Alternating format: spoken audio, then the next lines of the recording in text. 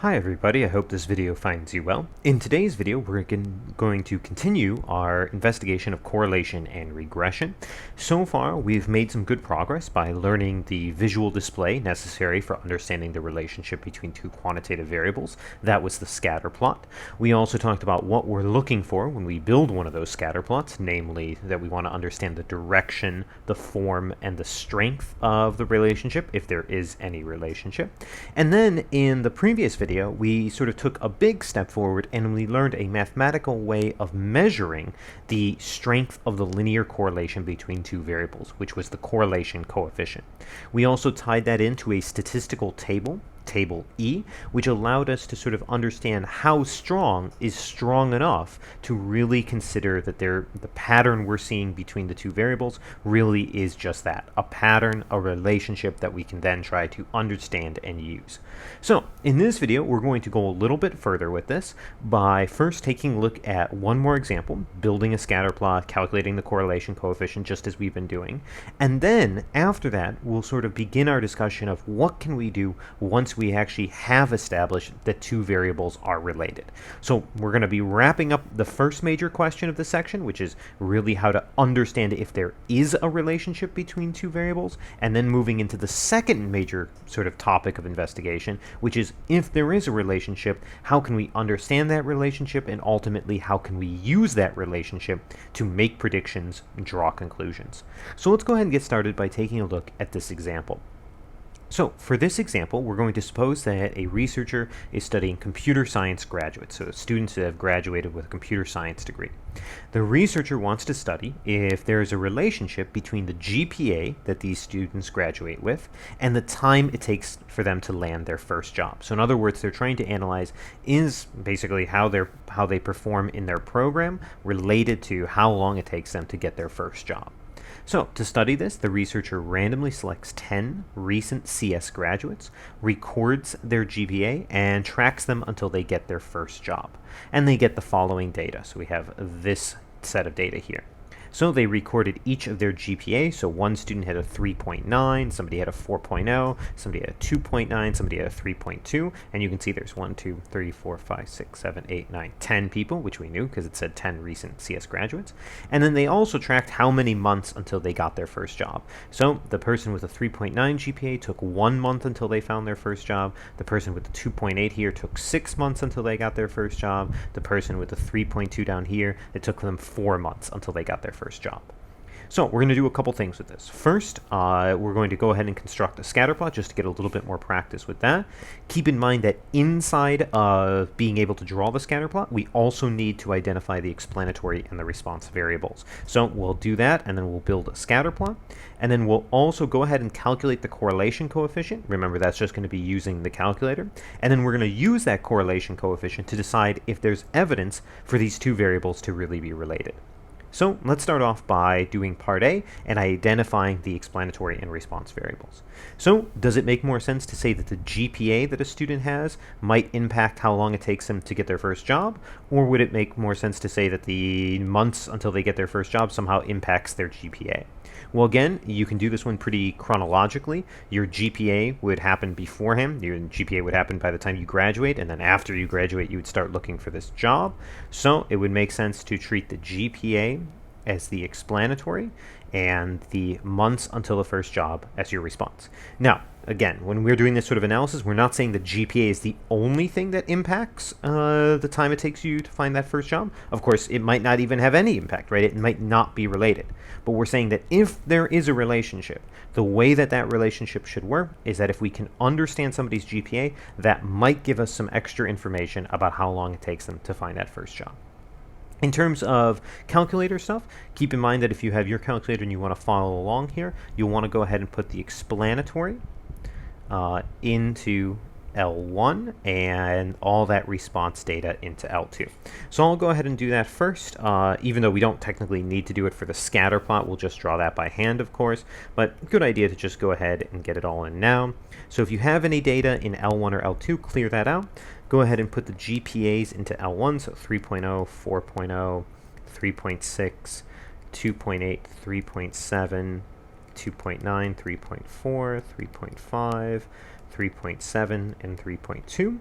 And then in L2, go ahead and put those months until first job. So 1, 2, 4, 6, 3, 7, 3, 2, 1, and 4. Okay, now we'll say that for a moment, and we'll go ahead and build our scatter plot. So for part A here, let's go ahead and give ourselves some axes. There we go. As we know, the response variable always has to go on the vertical, which is the months until first job. And it looks like those go from like 1 all the way up to 7. So we can just do a nice standard axis. We can just go 1, 2, 3, 4, 5, 6, and 7. So that's nice and simple. 1, 2, 4, 5, 6, 7. Keep in mind, no need for like a little squiggly line here because this really is 0, right? That's a consistent 0 to 1, 1 to 2. So no need to say that we're condensing that part of the axis. For the GPAs, it looks like the lowest GPA in our survey was a 2.8 and the highest was 4.0. So we might as well go ahead and maybe start with like 2.8 and then we go by like 0.2s. So that'll be 3, 3.2, 3.4, 3.6, 3.8, and 4.0. And of course that's the GPA there. Now this time we did condense because this technically would be like 2.6. So we're condensing that entire section from 0 to 2.8 into this little section there, which is totally fine for a scatter plot. Just make sure we put a notation that we've sort of smushed that axis all together. All right, let's go ahead and plot these points. So we had the 3.9 and 1. So 3.9 and 1 looks like it should be right there.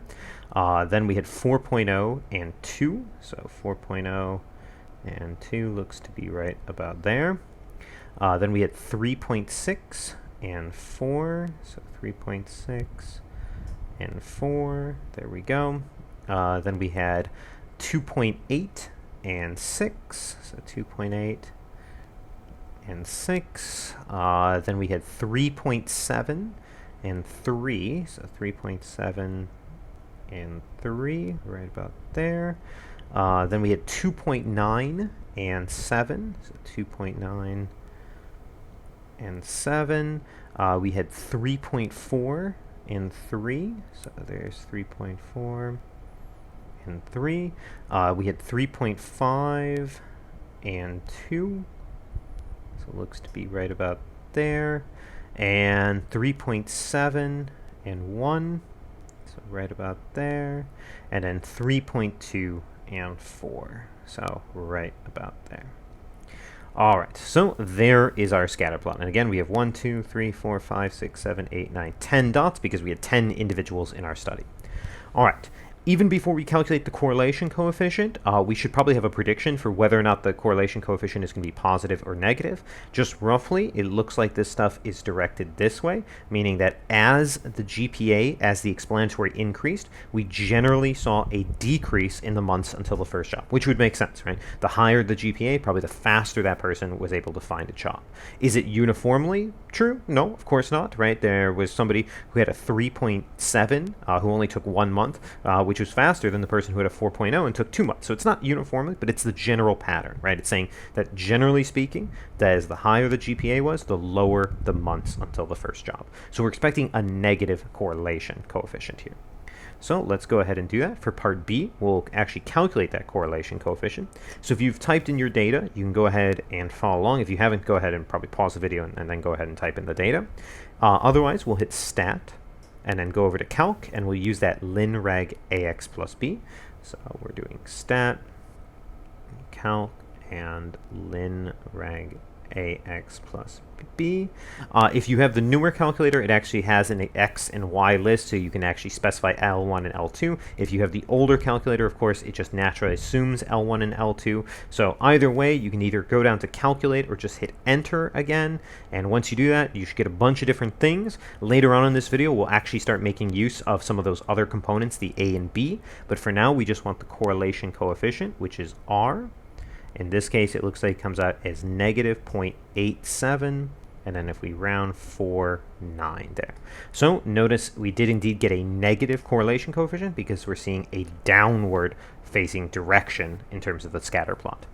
Now, we'll notice that negative 0.87 is pretty close to negative 1, so this is pretty strong. How do we decide if it's strong enough to really say that there is a correlation here? Well, we'll need to go ahead and look up on table E.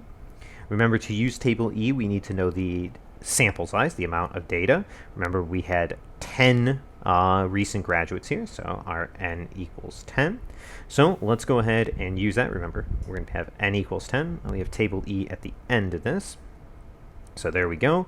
If we do that here, there's n equals 10. Remember, we always use the 0.025 column. That's just always going to be our convention in this class.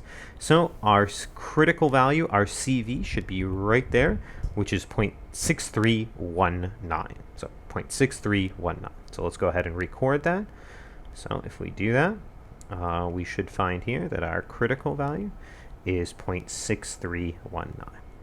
How do we actually use this? Well, we compare this correlation coefficient in the magnitude or in absolute value against this critical value. So let's go ahead and do that. So the absolute value of R, is going to be 0.8749, which is certainly larger than that critical value. So the absolute value of R is greater than the critical value, which implies there is enough evidence for a negative correlation. How do we know that it's a negative correlation? Well, we confirmed that visually, and we had a negative correlation coefficient. So in other words, we are saying we are convinced that there is some relationship, a negative relationship, between GPA and the months until these graduates find their first job. We're not saying necessarily the higher GPA causes the lower months, right? Correlation is not causation, but we are saying that it is related. There is a correlation, there is an association. All right, so this right here was just a quick review of everything we've done thus far. Now, what's interesting here is that at this point, we've sort of exhausted everything we've talked about, but we've come to this pretty important conclusion. We've determined that there really is enough evidence for a correlation. There really is a relationship here. So what more can we actually do with this relationship? So we're ready to start talking and going from correlation to the next major topic, which is regression. So let's go ahead and discuss that. So what can we do if there is actually a relationship between two variables? I mean, we just established that there is enough evidence that we're statistically convinced that these two variables are related. So how can we use that? Well, the main idea is we can try to model this relationship so that we can use it to make predictions. So what that means is that in this sort of situation, we could try to build a model that tells us if we know a student's GPA, we might be able to predict how long it'll take them to actually find a job. This process is called regression. In this class, we're going to discuss one major way of building this model. In real-life statistics, there are many, many different ways of building these models, but we're going to focus on a single type. In this class, we're going to discuss how to build a linear model for the relationship, which is called the least squares regression line. Now, least squares regression line is a pretty sort of long-winded name, so we'll often just call it the LSR. Let's give a quick definition of this LSR. The LSR is a linear model that comes from finding the line that best fits the data set. So in other words, if we go back to this sort of picture here, what we're going to actually do is learn a mathematical way to find the best fitting line. Now we can sort of do that roughly, visually. We know that the best fitting line isn't here or isn't like this, right? We would sort of visually expect it to be somewhere in there, but we'll actually learn a way, and we'll see how to use the calculator to find the equation of that best fitting line that should sort of fit the general pattern or flow of the data. So as we said, this LSR is exactly the line that best fits that data set. Now, technically, it's a calculus perspective to say that this line technically minimizes the square of the distances of the data points from the line. That's a little beyond the scope of our class, but if you're curious about what the LSR is really doing or how we define best fitting, well, it's technically minimizing the square of the distances. So it's taking every point, seeing how far those points are away from the actual line, squaring all those distances, and then making sure that that sum is as small as possible. Now, maybe a little bit of review, but for a linear model, we need to make sure that we understand two things. the slope and the intercept. If you think back to like when you first learned about linear equations in like an algebra class, linear equations are all based off of two pieces of information, the slope and the intercept. Remember that in general, a linear model is an equation of the form y equals ax plus b, where a is the slope and b is the intercept. So again, just in case it's been a little while since you've done this, right, this a value here, that is what we call the slope, and b is the intercept. This value right here is the intercept. And of course, x and y are our variables there. So this means that, in other words, to understand a linear model, you need to know the slope of that model and you need to know the intercept. Well, these two components can be found using the exact same calculator function that we use to do the correlation coefficient, that ln reg ax plus b.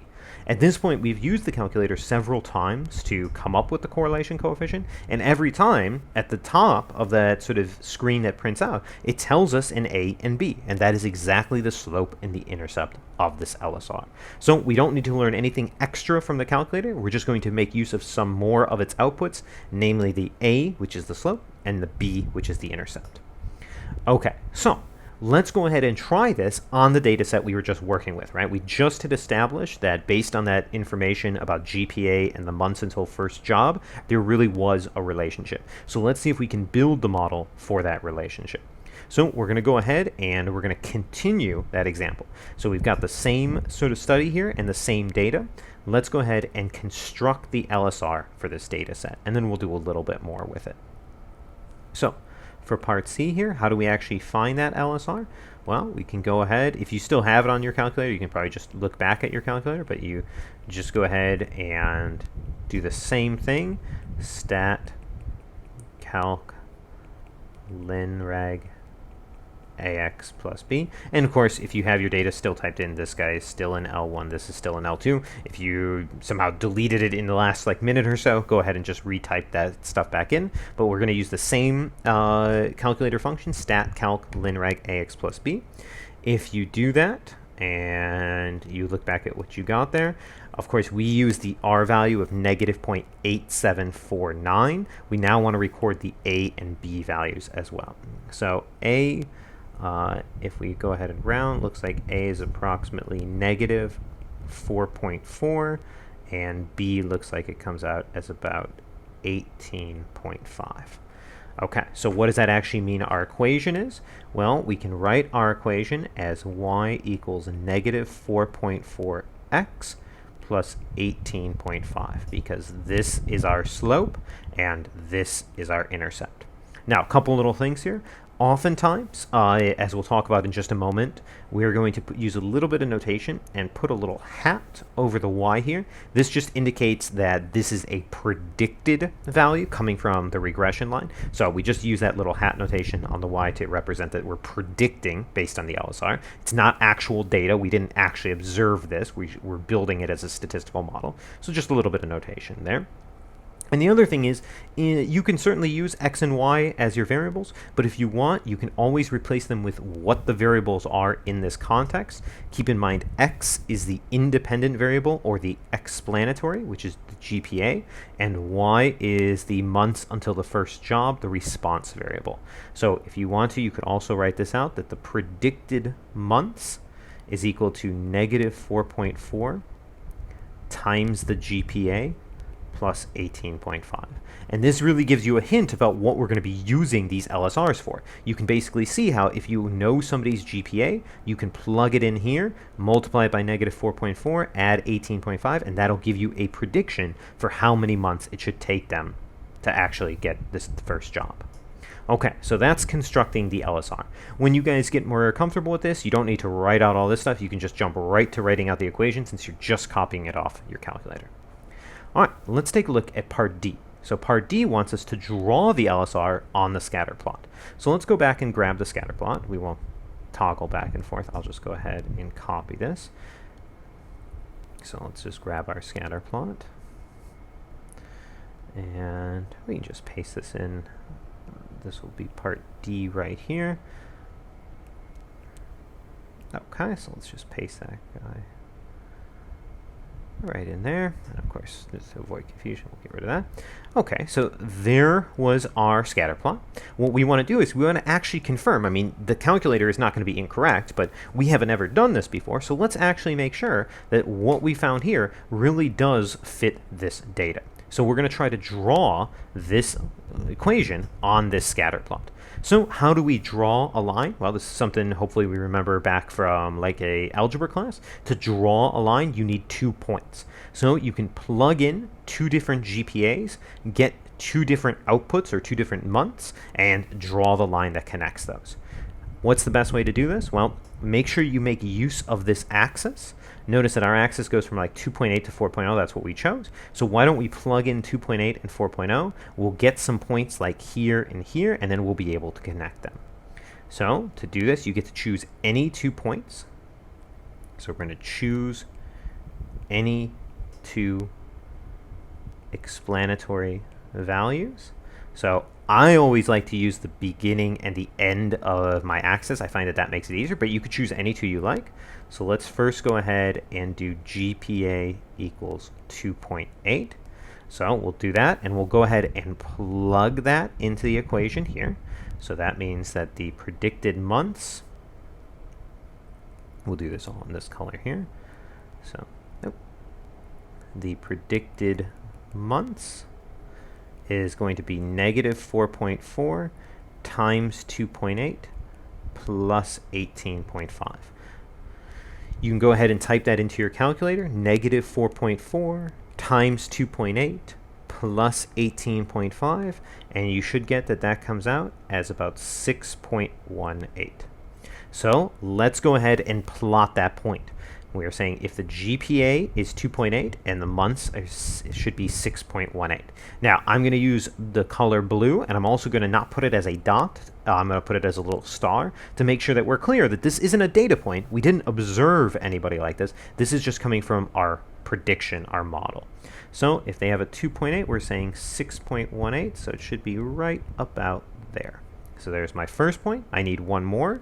Let's go ahead and say, let's maybe do the GPA to be, I'll use this end, the 4.0. So 4.0, the predicted months then will be negative 4.4 times 4.0 plus 18.5. And if we do that, negative 4.4 times 4.0 plus 18.5, I should get 0.9. So my other point should be right about there. And you can now go ahead and connect those 2 points. And if we do that, what do we notice? Well, trying to do that as, nope. Let's try that one more time. There we go. That's pretty straight. There we go. And notice it really does look to be a good fitting line, right? It goes straight through the data. Some of the data points are above it. Some of the data points are below it. That's to be expected. It wouldn't make sense if the best fitting line was up here or down here. It does seem to generally go through the general pattern of the data. So if you ever need to graph the LSR and the scatter plot, this is what you want to do. You want to choose any 2 explanatory values. Again, I generally use the beginning and the end of my axis. Plug those in, get those, plot those 2 points, and then draw the connecting line.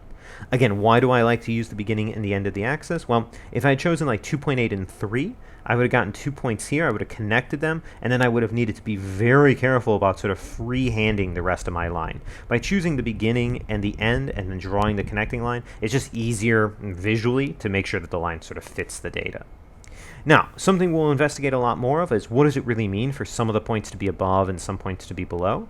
Well, you can sort of think about it, right? Some of these people, like this person here, we're saying that according to our model, it should have only taken them about this long, but it took them a bit longer than we expected. So in other words, this was a person who took longer to find a job than we would have predicted.